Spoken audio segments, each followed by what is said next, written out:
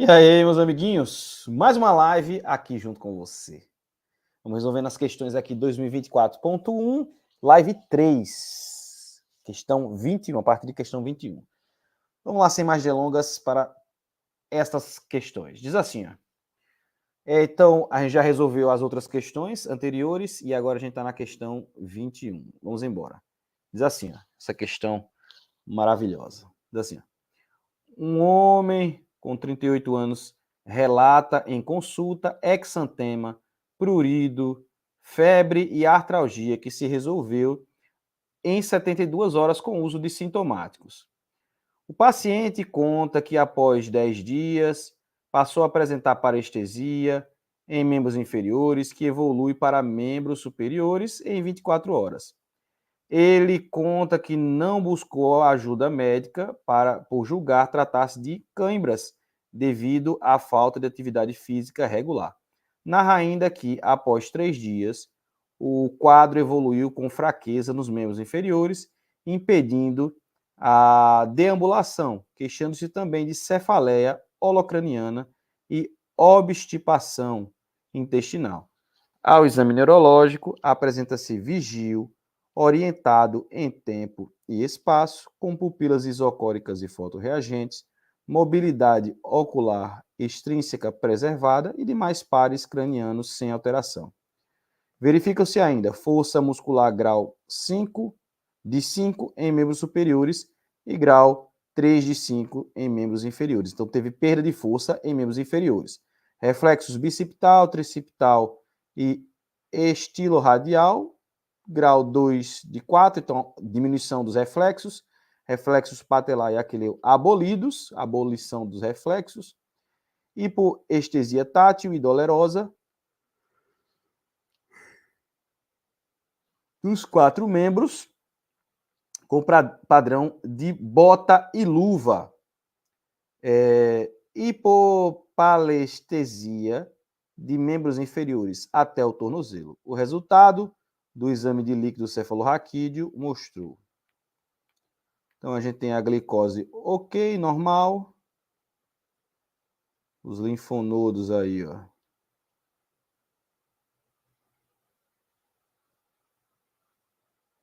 A proteína também ok, né?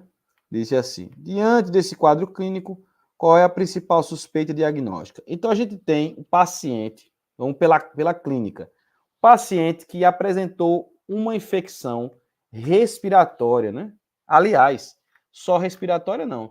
Manchas pelo corpo, exantema, prurido, febre, artralgia. Então, desenvolveu uma doença exantemática que evoluiu para uma alteração motora, com obstipação, né? Tem sintomas aí de obstipação, redução da força dos membros inferiores, simétrica, né? E abolição de alguns reflexos com redução de outros reflexos.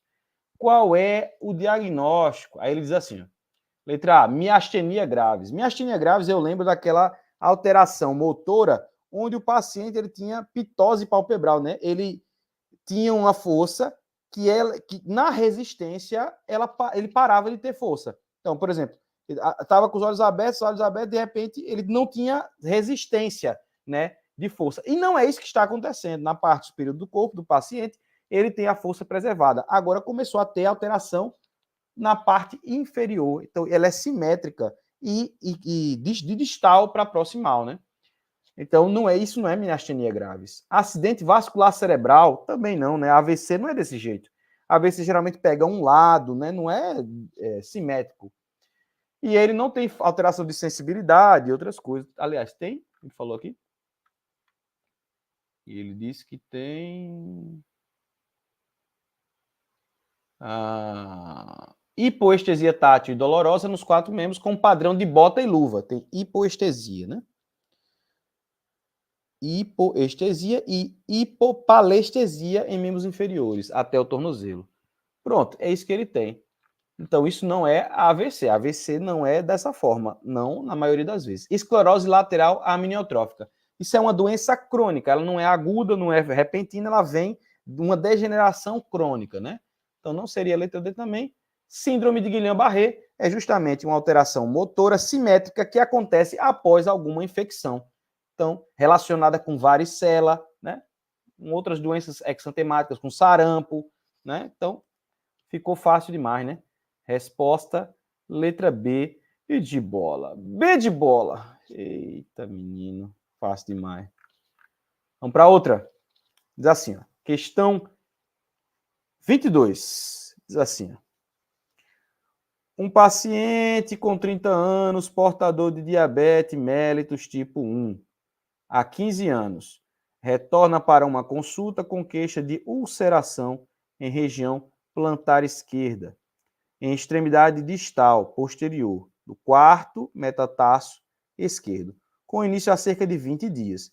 Ao exame físico, verificam-se pulso de 80, pressão arterial de 120 por 70. Por que ele mostrou isso aqui?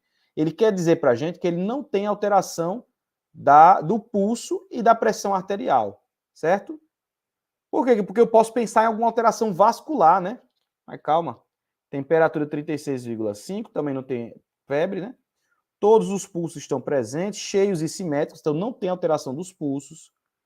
Observa-se ainda a presença de lesão ulcerada de 3 centímetros e discreta secreção serosa, sem hiperemia ou calor, com hiperqueratose local e com tecido de granulação central em região plantar esquerda. Veja que já está cicatrizando, tem esse tecido de granulação, né? E não tem alteração dos pulsos. Não é doença arterial vascular periférica, por exemplo, ou uma trombose venosa, qualquer coisa desse tipo. Não tem alteração vascular. Ele tem uma alteração úlcera, né? E é um paciente diabético, que pode gerar também alterações, ulcerações, né? Nesse caso, além do controle glicêmico, qual o tratamento adequado? Simpatectomia lombar. Eita bexiga, menino. Foi longe, não foi não? Menino.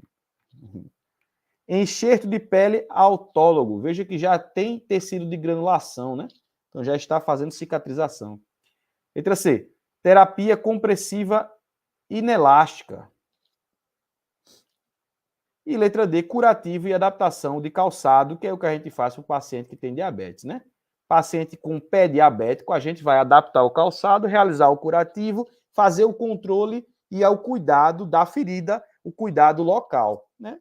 Simples, fácil, nenhum segredo. Questão 23, diz assim: um lactente com 1 mês e 15 dias é trazido pela mãe ao pronto atendimento, a qual relata que seu filho vem apresentando vômitos intensos, em jato e de conteúdo leitoso. Ela nega haver febre associada ao quadro e alega que a criança sempre teve muito refluxo e que os sintomas se intensificaram há 2 semanas. A mãe tem ministrados sintomáticos nos últimos 10 dias, sem melhora, notando que o bebê tem perdido peso. Ao exame, o paciente encontra-se desidratado e sonolento, com o abdômen escavado, com redução do tecido subcutâneo e com presença de pequena massa móvel, palpável em epigastro. O que é isso, menino? Estenose hipertrófica de píloro, né? Então ali ele não passa alimento, por isso que está emagrecido, muita fome, muita sede, porque o alimento vem e ele vomita, porque encontra uma barreira ali no estômago, no final do estômago, né? Na válvulazinha. E com a presença de pequena massa móvel, né? É justamente essa massa em hipogastro. Aí ele apresenta uma série de alterações aqui, laboratoriais, né? Olha, o pH está mais alcalino, PCO2 está normal, o PO2 está reduzido, bicarbonato está aumentado, as bases estão aumentadas, o sódio está ok, o potássio está um pouquinho reduzido, o cloro também está reduzido, compatível com o quadro de vômitos, né? Acerca do quadro apresentado e das condutas a serem adotadas, assinale a opção correta. Vamos ver o que é para fazer. Letra A. O lactente deve ser estabilizado clinicamente e encaminhado para o procedimento de piloromiotomia. Menino. É isso mesmo. Vamos ver as outras. Lactente estabilizado, clinicamente encaminhado para a realização de cirurgia com fundoplicatura. Não, o negócio é no píloro, né? No piloro. O lactente deve ser estabilizado, clinicamente avaliado quanto à possibilidade de erros inativos do metabolismo. Não, o problema é estenose hipertrófica, né? De piloro. Então, letra C está errado. Letra D. O lactente deve ter alimentação complementada com fórmula de aminoácidos, como se o problema estivesse no leite. Não, o problema é que tem uma estenose, né? Então, a resposta é letra A de amor, né? Questão batida, repetida aí para você, né, meu amiguinho?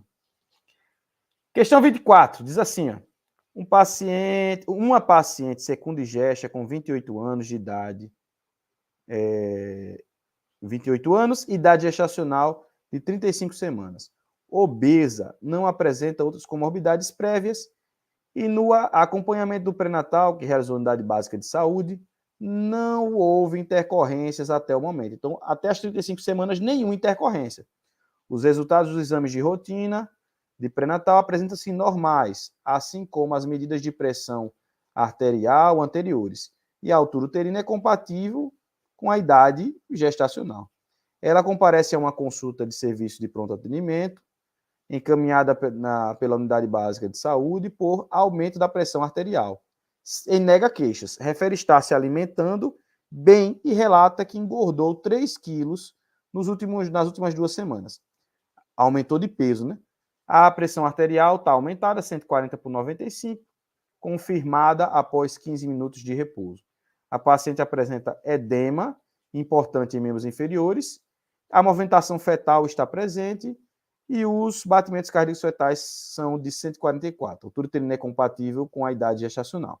Considerando-se o quadro clínico descrito, quais são, respectivamente, o provável diagnóstico e a conduta adequada? Eu estou vendo aqui tem um síndrome hipertensivo gestacional. Depois das 20 semanas, a gente pensa em pré-eclâmpsia, né? No caso aqui, eu não tenho nenhum sinal de gravidade. Agora, a gente diz que tem a pré-eclâmpsia com sinais de gravidade e sem sinais de gravidade. Nesse caso aqui, a gente não tem nenhum sinal de gravidade. E edema de membros inferiores? Não é considerado mais um sinal de gravidade, tá? Não está me mostrando proteinúria, não está me mostrando nada aqui, né? Agora, vamos ver o que ele diz assim, ó. Provável diagnóstico e a conduta. Qual é? Letra A, pré-eclâmpsia. Tá certo. Internar a paciente para controle pressórico e interromper a gestação se comprovada a maturidade fetal. Quando a pré-eclâmpsia é leve, como é o caso aqui, que não tem nenhum sinal de gravidade, não precisa interromper a gestação imediatamente, né? Então, letra A está errado. Letra B, pré-eclâmpsia, solicitar exames e verificar se há presença de proteinúria significativa e ou se é acusada de disfunção de órgão-alvo para confirmar o diagnóstico. Gostei dessa daqui, viu? Fazer a pesquisa de órgão-alvo e fazer a pesquisa da proteinúria, tá certo. Hipertensão arterial crônica não tinha caso de pressão alta anteriormente e não é também emergência hipertensiva. Internar a paciente para prescrição de sulfato de magnésio antihipertensivo de ação rápida, como, por exemplo, a hidralazina ou nitroprusiato, não é esse caso, né? A diastólica maior do que 110 é quando a gente vai agir rapidamente, né? 160, 110 é a emergência hipertensiva. Nesse caso aqui, não, tá? Pode ser chamada de crise hipertensiva, mas não é uma emergência hipertensiva, certo? Então, resposta letra B de bola, B de bola. Fácil, fácil de meme. Diz assim, ó. Questão 25. Um menino com 6 anos é levado à unidade básica de saúde devido a um quadro de diarreia intensa. Sabe-se que ele mora em uma casa sem esgotamento sanitário e que teve contato com um tio que chegou de Moçambique há 15 dias. A criança apresenta um quadro de náuseas, diarreia líquida, leve e aquosa, sem febre. Ao exame apresenta-se ativa, eutrófica, levemente desidratada, desidratação leve, com temperatura de 36,5. Com base nessas informações, assinale a opção que apresenta as medidas adequadas a serem tomadas na atenção primária. Então, a gente tem uma desidratação leve, mas o paciente não tem febre, não tem nenhuma outra alteração, certo? Não tem vômitos, tem náuseas. Vamos ver o que a gente vai fazer. Reidratação venosa é uma desidratação leve e o paciente ele consegue ingerir via oral, né? Então não tem o porquê fazer endovenosa, faria que o paciente tivesse grave, né? Se o paciente tivesse grave ou se tivesse vomitando, né? Então, reidratação endovenosa não. Letra B, realização de quimioprofilaxia dos comunicantes. Dos comunicantes. Não, né? Tem uma desidratação. Qual é a quimioprofilaxia dos comunicantes que vai fazer? Letra C, reidratação oral, ok. Manutenção da dieta, tá certo. Acompanhamento da criança, notificação e desencadeamento de ações de vigilância epidemiológica, ambiental e sanitária, investigação de comunicantes. Tá certo. Letra C, né? A administração de antibióticos se faz aí em casos graves, com diarreia, com disenteria, né? Aqui não. Então, letra C é a melhor resposta. Fácil. Demé. Questão 26, diz assim, ó. Um profissional de saúde observou à sua frente, durante uma caminhada, que uma senhora subitamente parou de andar, agachou-se, bastante pálida e sudorica, e desfaleceu. Em posse de uma máscara para ventilação boca-máscara, ele iniciou o primeiro atendimento à paciente. Ela estava inconsciente, não apresentava movimentos torácicos, sem pulso, carotídeo palpável. Solicita, então, que alguém de passagem chame o SAMU e que outra pessoa providencie o DEA. Considerando a situação apresentada, a conduta desse profissional deve ser iniciar imediatamente. Então, foi legal que recentemente a gente falou disso, né? Tá vendo aí? Eu disse a vocês que caía isso aí. Falamos de parada cardiorrespiratória, né? RCP. E aí ele diz para o que a gente faz? Olha, vamos lá, vamos para os passos. Proteger a cena, verificar a segurança da cena. Depois, senhora, né? Chamar a atenção da paciente. Depois, vou verificar pulso e respiração durante 10 segundos. Não havendo pulso, não havendo respiração, peço para chamar o SAMU e inicio as compressões torácicas. Agora são as compressões. Como é que faz as compressões? Braços, cotovelos estendidos, com o calcanhar da mão no terço inferior do externo. Vou fazer 30 compressões para 2 ventilações, aprofundando a mão 5 a 6 centímetros, voltando totalmente, numa velocidade ou frequência de 100 a 120 por minuto, compressões por minuto, reavalio a cada 5 ciclos ou 2 minutos. Não era isso que a gente viu? É fácil demais, foi exatamente o que a gente viu. Na letra A ele fala assim, ó. O que é que eu vou fazer? Compressões torácicas de forma contínua, realizando concomitantemente uma ventilação a cada 2 ou 3 segundos. Não, 30 compressões para 2 ventilações. Aqui está errado. Ventilação a cada 2, 3 segundos está errado. Letra A, equivocado. Letra B, compressões torácicas após a abertura de vias aéreas e ventilação, mantendo a relação de 2 ventilações seguidas por 30 compressões. Não, 30 compressões seguidas de 2 ventilações. É ao contrário. Primeiro faz as compressões. Então, letra B está errado, porque está ao contrário, né? Na letra B está dizendo para a gente fazer primeiro a ventilação para depois fazer a compressão. Então, letra B está errada. Letra C diz assim, ó, compressões torácicas de forma contínua, interrompendo o procedimento a cada 5 minutos para checar o pulso, revezando com o outro socorrista, se possível. Não é a cada 5 minutos, é a cada 5 ciclos, ou 2 minutos, né? Aqui está errado. É equivocado, menino. Então só pode ser a letra D, mas vamos ver. Compressões torácicas de pelo menos 5 centímetros de profundidade, com frequência de 100 a 120 por minuto, seguidas de abertura das vias aéreas e ventilação. Ok, 2 ventilações, né? Bom demais, menino. Letra D. Ué? Mamão, hein? Mamão com açúcar. O que é que eu vou dizer? Fácil demé, né? Questão 27.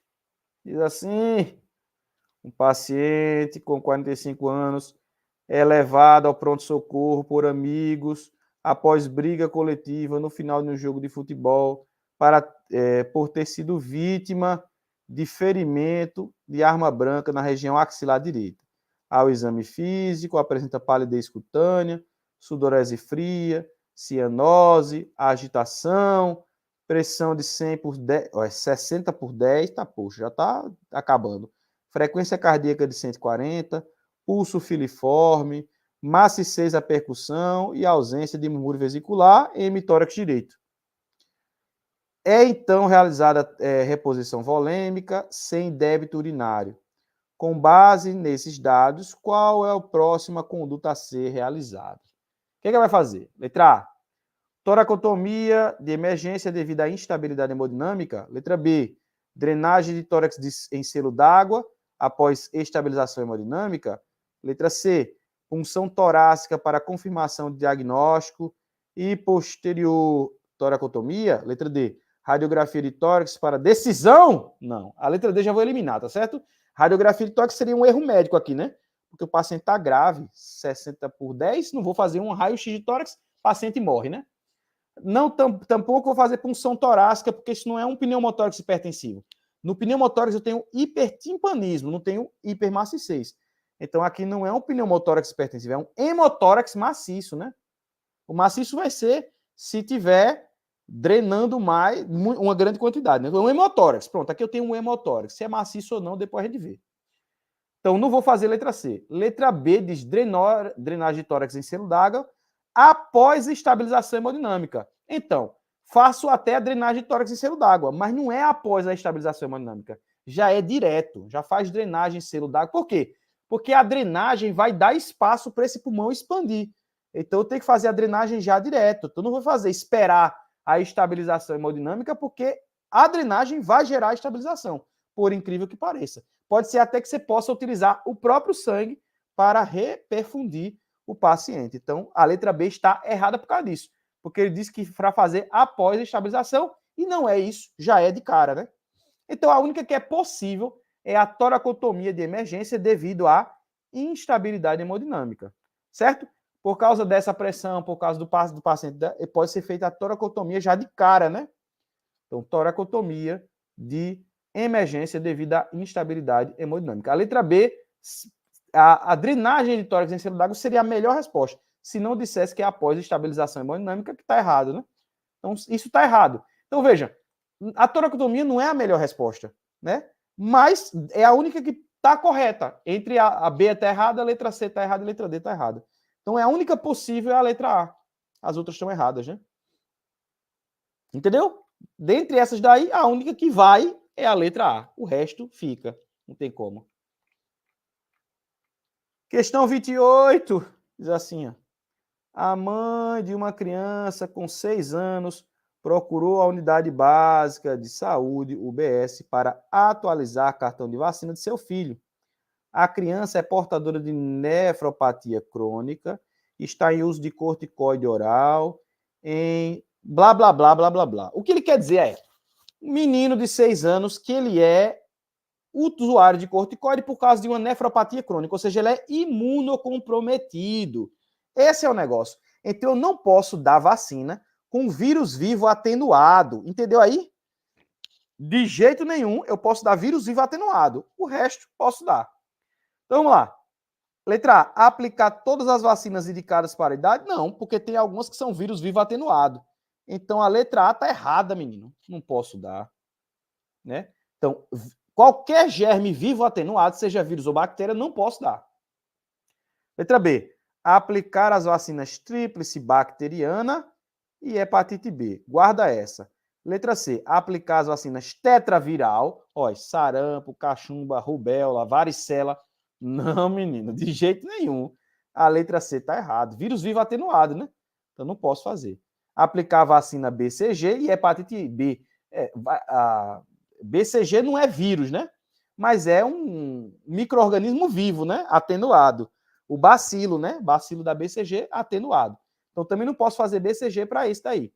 Então a letra C está errado, a letra D está errado e a letra A está errado. Só pode ser a letra B, né?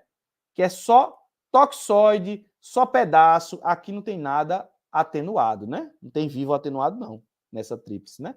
Porque a tríplice é Haemophilus, né? Pertussis, né? Tudo pedacinho, né? Rib, não é isso?